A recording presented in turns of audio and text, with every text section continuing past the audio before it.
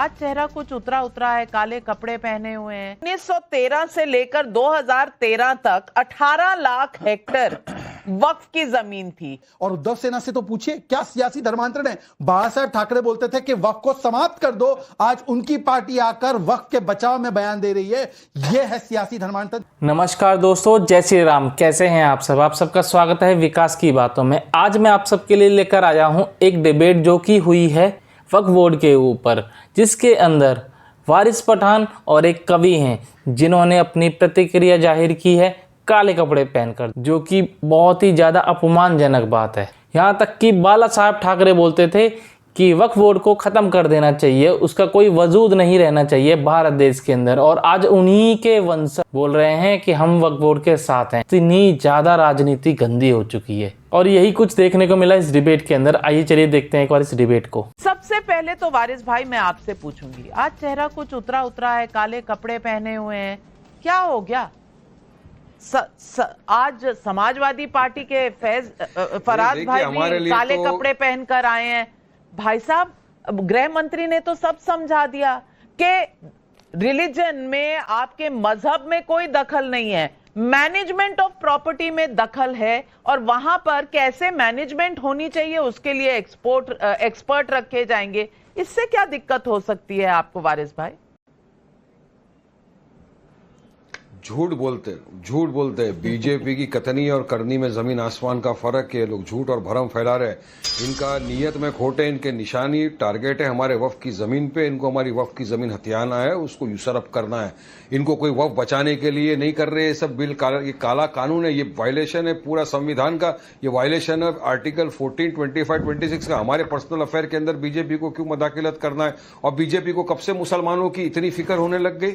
कब से? ये तो आज आजादी से लेकर अब तक पहली मर्तबा ये देखा जा रहा है कि कोई कैबिनेट का मुसलमान मिनिस्टर नहीं है। आज कितने बीजेपी ने एमएलए को टिकट दे दिया चुनाव लड़ने के लिए, कितने एमपी को टिकट दे दिया चुनाव लड़ने के लिए। अरे आप पॉलिटिकल एम्पावरमेंट नहीं करेंगे तो कौन आगे कैसा बढ़ेगी? वो उनको नहीं सोचता। अरे देना है तो मुसलमान बेटियों को डिमांड ड्रिवन स्कॉलरशिप दीजिए, नहीं देते। और मुसलमानों से तो नफरत ही नफरत है इनको। ये जो कानून भी ला रहे तो मुसलमानों को परेशान करने के लिए लाया जा रहा है ना।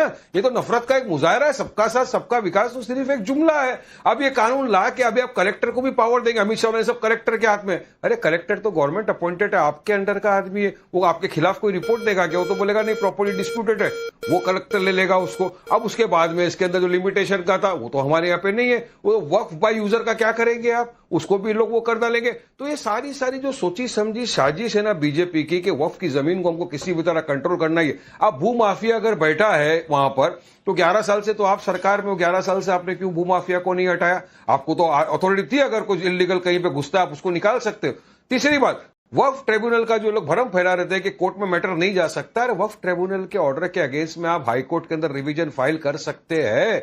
वो आज देख रहे। अब चौथी बात ये सबसे इंपॉर्टेंट, वो लोगों के चेहरे आज बेनकाब हो जाएंगे, वो 4 जन के जो बीजेपी के समर्थन में है। अगर उन्होंने समर्थन आज दिया ये वक्फ अमेंडमेंट बिल को, तो भारत के मुसलमान कभी उनको माफ नहीं करेगा। वो है चिराग पासवान है, जयंत चौधरी है, चंद्रबाबू नायडू है, नीतीश कुमार है। ये लोग अगर इस बिल का समर्थन करते हैं, बिल पास होता है। देखिए इन्होंने समर्थन दिया है। अब वोटिंग क्या होती है आपको मेरे को नहीं पता, कौन एब्सेंट होता है कौन जाता है आपको हमको नहीं पता, लेकिन अगर इन्होंने किया एक ऐसा कानून का, देखिए वक्फ की जो जमीन है अल्लाह की, वारिस भाई कब कितना धमकाएंगे, कितना डराएंगे? अब मुसलमान भाई डर नहीं रहे तो अब आप नीतीश कुमार और चंद्रबाबू नायडू को डराने में उतर गए हैं।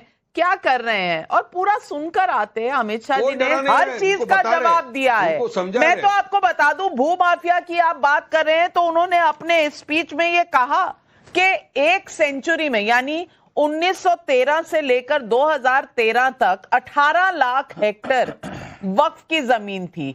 पिछले 12 सालों में ये 21 लाख एकड़ और चली गई। ये भू माफिया नहीं है तो क्या है शहजाद पूनावाला?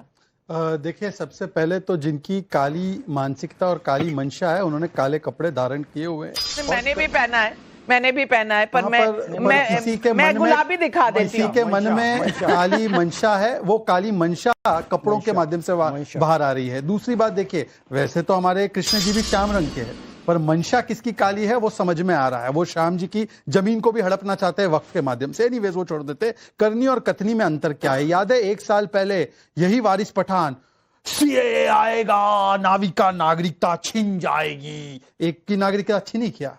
अब कदनी और कतनी में किसके अंतर है, जरा बता दीजिए। अच्छा, इनका तर्क देखिए, मुस्लिम मिनिस्टर नहीं है तो ये वक्फ बिल ला नहीं सकते। अच्छा जी, AIMIM मजलिस इत्तेहादुल मुस्लिमीन ये दलितों की बात क्यों करती है?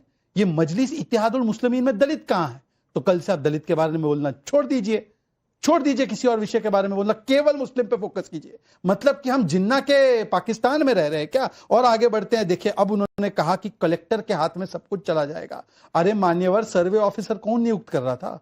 वक्फ के बोर्ड के चेयरमैन कौन नियुक्त करता है? स्टेट गवर्नमेंट ही तो करती है। वहां पर तो मान लेना है और दूसरी जगह नहीं मानना है, यह अजीबोगरीब स्थिति है। अब उसके बाद उन्होंने कहा कि वक्फ बाय यूजर। अब वारिस पठान एक क्वालिफाइड लॉयर है, बैरिस्टर है, इनके बॉस भी बैरिस्टर है। वक्फ बाय यूजर का कॉन्सेप्ट 95 से पहले वक्फ इन इंडिया में था ही नहीं। Only Muslims could do the Waqf. Waqf by user का कॉन्सेप्ट ही आर्टिफिशियली इंट्रोड्यूस किया गया है। और आखिरी बात उन्होंने कहा कि देखिए ट्राइब्यूनल के विषय में कि ट्राइब्यूनल का कोर्ट में डिसीजन चैलेंज हो सकता था। सेक्शन 6 1995 एक्ट साफ लिखा है कि ट्राइब्यूनल का डिसीजन फाइनल था और रिट पिटीशन से आप जा सकते थे, पर जैसे सिविल मैटर को आप ले जा सकते वो नहीं था अधिकार। तो इसीलिए मैं कह रहा हूं आज 2S का मामला है। गौरव गोगोई ने बोला 3D का है, 3D नहीं है, 2S है। एक है सामाजिक न्याय गरीब पसमानदा मुसलमानों के लिए और एक है संविधान की सुरक्षा की अतिक्रमण वाली मानसिकता को रोका जाए। और दोनों जो एस बोलते हैं अखिलेश यादव और उद्धव सेना के लोग, आज दोनों एस पर क्यों चुप हो गए? और उद्धव सेना से तो पूछिए क्या सियासी धर्मांतरण है। बाला साहब ठाकरे बोलते थे कि वक्फ को समाप्त कर दो, आज उनकी पार्टी आकर वक्फ के बचाव में बयान दे रही है। यह है सियासी धर्मांतरण। 370 पर धोखा, राम मंदिर पर धोखा, हिंदुत्व पर धोखा। धर्मांतरण हो गया है या हृदयांतरण हो गया है? क्या हो गया है? राहुलांतरण हो गया है, राहुलांतरण। नहीं, नाविका जी, आदरणीय हिंदू हृदय सम्राट बाला साहब ठाकरे जी अगर आज होते तो हैरान होते, आश्चर्यचकित होते कि बताओ ये बीजेपी हिंदुत्व की बात करते करते कब मुसलमानों की बात करने लगी, पता ही नहीं चला। सौगाते मोदी कब आ गया, पता ही नहीं चला। अरे इनको इतना प्रेम मुसलमानों के लिए है, ये तो आज पता चल रहा है। ये कह रहे हैं कि हम मुसलमानों की जिंदगी बदलना चाहते हैं। निकले थे हिंदुओं की जिंदगी बदलने, वो बदल नहीं पाए, अब मुसलमानों की जिंदगी बदलने आ गए। अब सोचिए कि एक कानून आ रहा है जिसके लिए एक जेपीसी बनी है। जेपीसी में क्या होता है? चर्चा होती है, संवाद होता है, विचार विमर्श होते हैं। हमारी पार्टी ने भी कुछ सुझाव दिए, टीडीपी ने भी कुछ सुझाव दिए और जेडीयू ने भी सुझाव दिए, अन्य दलों ने भी सुझाव दिए। क्या सुझाव दिए यही आज तक नहीं बताया जा रहा है। अरे लाइए ना, बिल की वोटिंग के पहले ये तो बताइए कि भैया शिवसेना उद्धव बाला साहब ठाकरे जी ने ये सुझाव दिए। यहां कोई किसी का व्यक्तिगत शत्रु नहीं है, देश से बड़ा हमारे लिए कोई नहीं है। जिन मुसलमानों के आप रहनुमा बन रहे हैं, कम से कम उनको तो विश्वास में ले लेते। अगर ले लिया उनको, उनकी चिंता आप ना करें आनंद दुबे जी, उनकी चिंता आप कतई ना करें, क्योंकि जेडीयू ने कहा हमारे जो संशोधन है वो ले लिए गए, चंद्रबाबू नायडू ने कहा हमारी जो सुझाव है वो ले लिए गए। आपके सुझाव थे क्या? आप तो बताइए, पता है?